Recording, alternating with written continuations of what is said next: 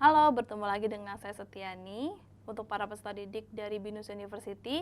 Nah, kali ini bertemu lagi dengan saya di topik yang keempat. Kita akan membahas mengenai activity based costing atau to aid decision making. Jadi ibaratnya ini katanya teknologi yang lebih mutakhir kalau perhitungan biaya gitu ya, selain dari kita menggunakan traditional costing. Nah, kalau kita bicara soal traditional costing di dalam akuntansi biaya seperti itu, kita biasa menjumpai yang namanya proses costing, job order costing. Nah, itu masuk ke dalam kategori traditional costing. Tapi yang namanya ABC, activity based costing, itu sudah lebih memang lebih mutakhir. Dibilangnya sudah lebih up to date gitu ya. Ini dikarenakan yang namanya manufacturing overhead itu kan biaya yang sulit di trace, sulit di kita lacak gitu. Jadi mungkin satu biaya digunakan untuk banyak sekali bagian produksi. Nah, oleh karena itu si activity based costing ini jadi lebih kepada bagaimana caranya dari si manufacturing overhead itu bisa dialokasikan dengan peraktivitas dalam perusahaan. Jadi bukan lagi biasa kalau misalnya di traditional costing kita bagi per machine hour gitu atau jam kerja mesin atau direct labor hour atau jam kerja dari pekerjanya atau dari buruhnya. Seperti itu. Nah, jadi ABC sendiri didesain untuk menyajikan informasi ya untuk para manajer mengenai informasi biaya untuk pengambilan keputusan secara strategis dan juga keputusan lainnya yang memang dapat berdampak gitu ya, dapat berdampak kepada kapasitas.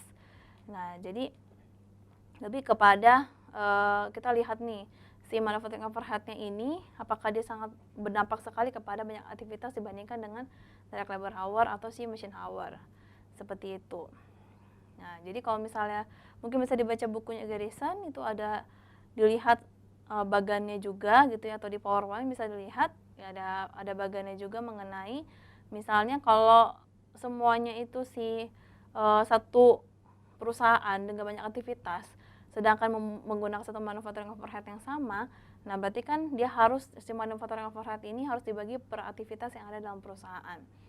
Nah, jadi kalau menggunakan traditional costing gitu ya, manufacturing cost langsung saja tuh masuk gitu kan. Non manufacturing cost tapi juga ada juga di ABC product costing gitu. Nah, jadi memang ibaratnya kalau kita membaca dari buku juga traditional product costing dan juga ABC itu perbedaannya lebih kepada bahwa si ABC ini lebih mendetail mengenai aktivitas yang ada dalam perusahaan. Jadi kalau misalnya ada nanti topik penelitian mengenai ABC, itu seharusnya topiknya memakan waktu cukup banyak gitu ya dalam penelitiannya, bukan cuma sebentar gitu. Kadang mahasiswa yang kadang kita jumpai itu menggunakan topik ABC ini digunakan untuk penelitian mereka, tugas akhir mereka yaitu dalam bentuk skripsi. Nah, kecuali kalau misalnya memang bekerja dalam perusahaan dan perusahaan memprovide data biayanya silakan. Tapi kalau misalnya memang kita benar-benar mau bicara mengenai ABC, bahkan memang para manajer accounting ataupun memang para pengambil keputusan yang ada dalam perusahaan mungkin juga tidak terlalu pay attention gitu, tidak terlalu memperhatikan ABC ini mau seperti apa gitu ya. Jadi untuk para rekan-rekan yang masih mahasiswa atau mahasiswi diharapkan jangan ini ya, jangan kalau bisa jangan mengambil topik ABC ini karena itu sangat dikhawatirkan takutnya kayaknya waktu 3 bulan tidak cukup gitu untuk mengambil topik ini sebagai skripsi ya. Nah, jadi kalau kita lihat lagi bahwa memang kalau traditional costing itu kan mudah sekali gitu di trace. Lihat dari tadi yang sudah saya sebutkan direct labor hour dan juga dari machine hour. Sedangkan memang kalau ABC harus unik.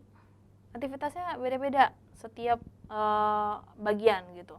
Bahkan kalau misalnya kita mau mengecek benar-benar dia sampai ke dalam kan berarti kan kita harus tahu pengukurannya per aktivitas itu apa. Apakah kalau kita bicara mengenai salah satu contoh misalnya di suatu kedai kopi gitu ya. Kalau kita mau menghitung jumlah listrik yang digunakan pada saat di mesin kasir, kita mau mengecek apakah jumlah orderan atau jumlah pelanggan. Beda loh ya. Kalau jumlah orderan berarti kan satu order bisa banyak quantity. Seperti itu. Nah, mungkin kalau satu pelanggan juga sebenarnya bisa banyak order gitu. Maksudnya gini, kalau misal satu order gitu ya, mungkin saja bisa berupa 10 quantity gitu. Tapi kalau satu pelanggan saya minta 5 order, 5-nya semua dipisah gitu, itu kan juga bahaya. Atau kita menghitung per quantity yang dihasilkan gitu, atau per quantity yang memang dipesan. Nah itu kan masing-masing aktivitas itu perlu yang namanya keputusan dari manajemen. Nggak bisa kita seorang diri memutuskan. Ini kita akan menggunakan biayanya apa, measurementnya apa, itu tidak bisa seperti itu. Ya, jadi mohon dibaca juga bukunya dari Garrison, lalu juga dicek PowerPoint-nya gitu ya. Jadi supaya peserta didik semua lebih mengerti apa sih yang biasanya digunakan gitu ya, apa saja sih memang biasanya penentu dari si activity based coaching tersebut. Mungkin sampai sini dulu perjumpaan kita ya untuk di topik 4. Kita akan ketemu lagi nanti di topik 5 ya dengan topik yang lebih baru. Tetap semangat, tetap terus belajar. Sampai jumpa.